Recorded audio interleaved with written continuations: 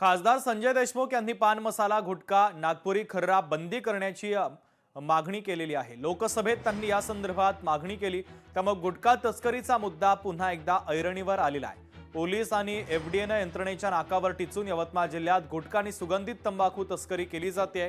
Transport वाहनातून मोठ्या प्रमाणात ही तस्करी सुरू आहे। घाटंजी, वणी, पांढरकवडा, आर्णी, दिग्रस, यवतमाळ, नेर, बाभुळगाव, महागाव, उमरखेड, पुसद या तालुक्यासह ग्रामीण भागात देखील हॉटस्पॉट बनलेले आहे। या दिवसाला कोट्यवधी रुपयांची उलाढाल होते, मात्र स्थानिक पोलीस आणि स्थानिक गुन्हे शाखेच्या पथकाकडून कोणतीही कारवाई केली जात नाहीये।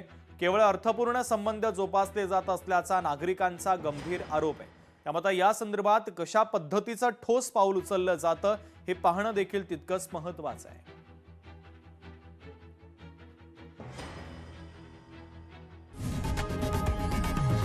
लोकशाही मराठी ऐका, पहा, जागरूक रहा।